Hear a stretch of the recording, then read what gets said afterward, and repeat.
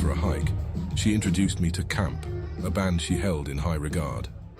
Her love for raspy voices and folk-inspired stringed instruments shone through as she added their song, All the Debts I Owe, to our shared Spotify playlist, aptly named Go Hiking. Honey, honey, get the kids in the car now. Put the cash in the trunk, get the keys, let's go. Hit the biggest bank in Chicago. Throw it ahead with the thieves you know.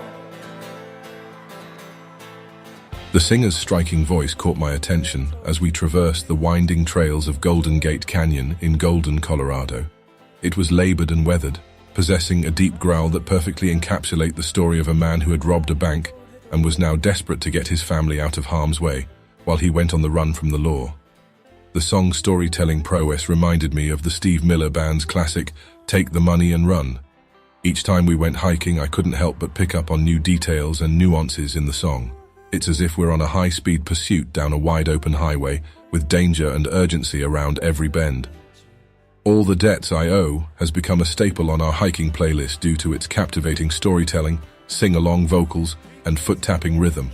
It demonstrates the power of music to evoke emotions and create vivid imagery. Curious to see if the band was a one-hit wonder, I listened to them on Spotify. I was struck by the young singer's talent and unique style. He's a 20-something, thin, bushy-haired man who looks like a young Jimmy Buffett and sings like a chain-smoking outlaw. As I delved further into CAAMP's discography, I came across the song Vagabond.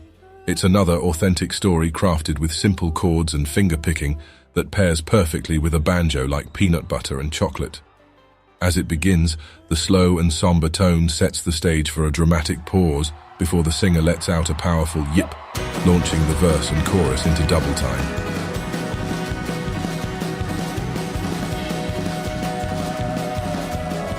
After some time, I promoted several CAAMP songs from my hiking playlist to my all-time faves collection, which consists of meticulously selected 1,600 tracks and serves as the soundtrack to my almost 50 years of life.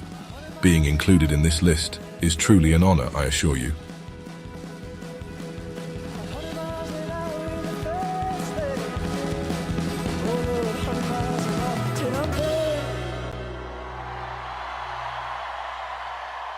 I was at a local brewery that included a secret ingredient in their beer to make it safe for a gluten-free person to consume. While waiting for a growler, I picked up a local magazine with summer events in Colorado mountain towns.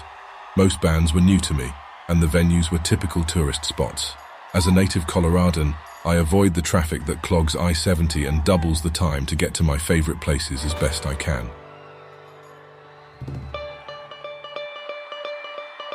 Going to concerts at Red Rocks was less and less interesting as I got older. I grew up climbing the outcrops at Red Rocks, and I remember it for the party central it used to be before becoming the commercialized destination it is now. Running into school buddies ditching class to share a keg of crap beer out of a trunk for a modest cover charge wasn't uncommon in my teens. I've been to enough Red Rocks concerts to last a lifetime. The puke-stained seating and an unrelenting cloud of second-hand weed smoke had soured me to the idea of general large crowds and live music. Note, I don't care about smoking weed at concerts. It's just not having the choice of getting high that I take issue with. You literally can't escape it.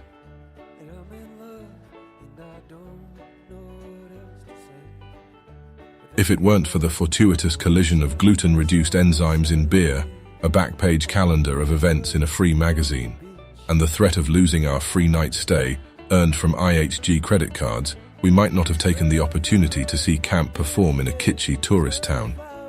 But with the right motivation in place, we planned a 2-day getaway and stayed in Silverthorne, Colorado, which served as our base camp for mountain exploration. On a Wednesday night, we made a short trip to Vail and the Gerald R. Ford Amphitheater to catch the concert. Two things are surefire signs that you're in a posh mountain town.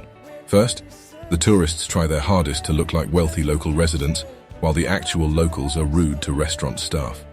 It's a given that you'll see an angry old white lady giving teenagers imported from other countries to work for minimum wage in rich mountain towns a hard time.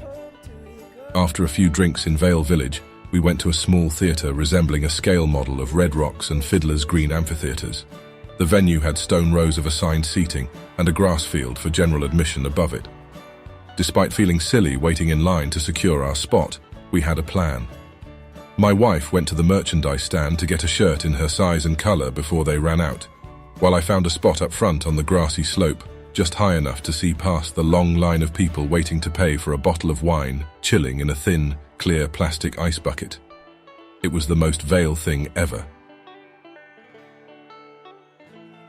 A quick aside on the irrational pricing of concert tickets.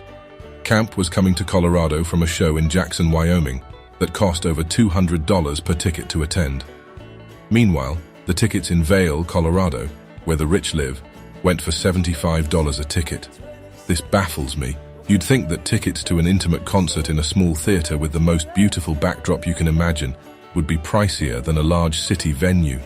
After Vail, CAAMP moved on to the iconic Red Rocks Amphitheater, where ticket prices are always prohibitively expensive. The story's moral here is to look for the small mountain shows if you want more bang for your buck. So there I stood, still uncomfortably dancing and singing at the age of 49, having the time of my life with my wife and having the epiphany that we'd be attending many more concerts at mountain venues from this day on.